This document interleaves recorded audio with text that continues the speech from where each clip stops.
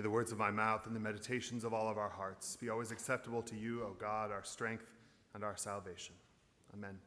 Please be seated. Today's gospel passage has always made me a little anxious.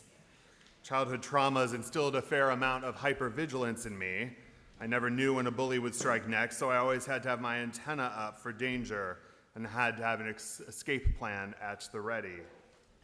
The ordeals of childhood also instilled in me a proclivity toward over-preparation. I never knew when I might need a wide variety of supplies and provisions, and asking for things often didn't go very well, so I learned to bring everything I needed with me. I was the king of huge, heavy, overstuffed backpacks.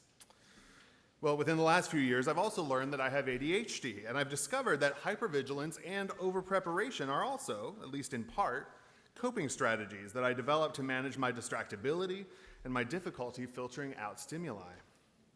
Regardless of the origins of these characteristics, though, biblical messages like, "Keep awake, for you know neither the day nor the hour," provoke more than a little anxiety in me. These sorts of biblical proclamations also activate my FOMO, my fear of missing out, as well as my fear of messing up.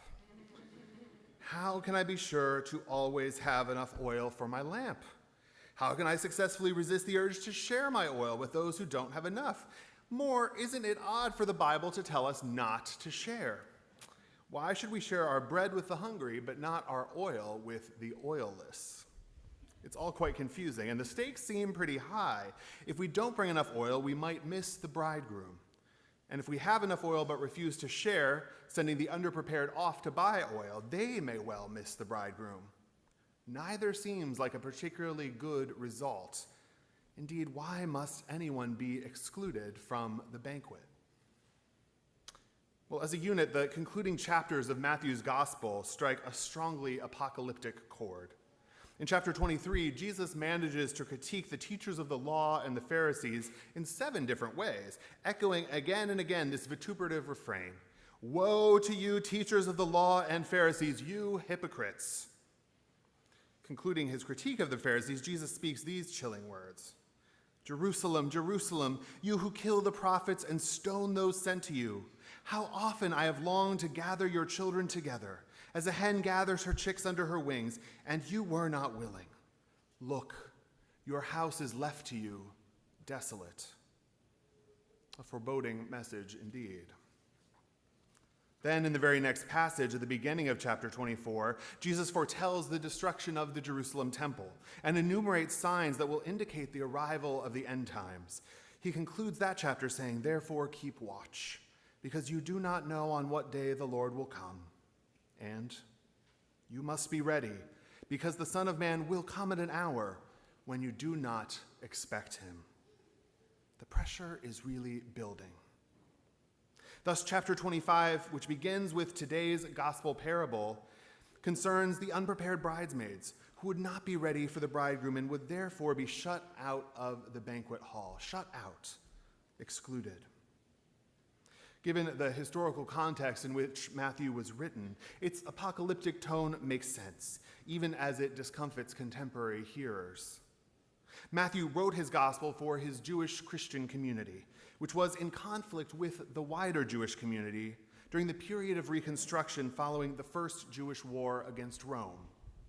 That war, of course, culminated in a Roman siege on Jerusalem and the cataclysmic destruction of the temple in the year 70.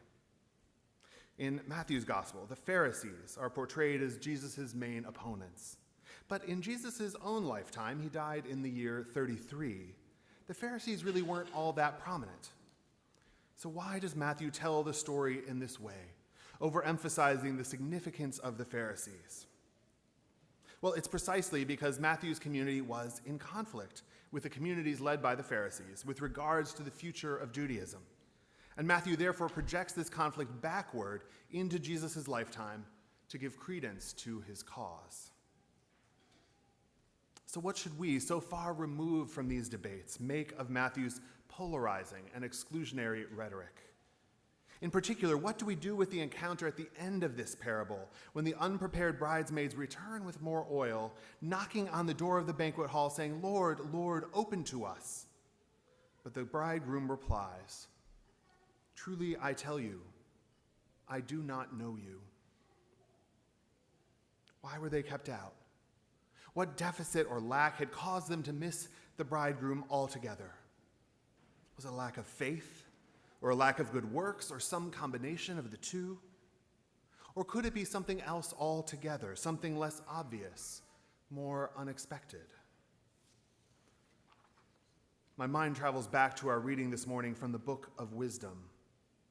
Wisdom is easily discerned by those who love her. She hastens to make herself known to those who desire her. One who is vigilant on wisdom's account will soon be free from care.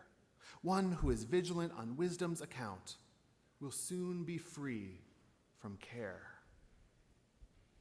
So what if the oil we're meant to bring with us to await the bridegroom's arrival is wisdom? And what if being vigilant on wisdom's account could actually free us from care and concern? In other words, what if being vigilant about the right thing could free us from vigilance itself?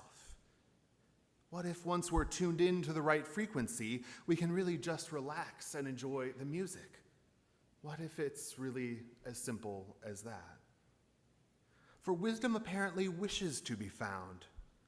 One who rises early to seek her will have no difficulty, for wisdom will be found sitting at the gate. So what if it's less about what we bring and more about what we are willing to find? In my mind's eye, wisdom sits on the same side of the gate as the one who is approaching her. She welcomes the pilgrim, fills her oil flask to overflowing, and then swings wide the gate and bids us enter and rest from our vigilance and preparation. It needn't be so hard, she says. I'm glad you found your way home. I knew you'd get here eventually. May it be so.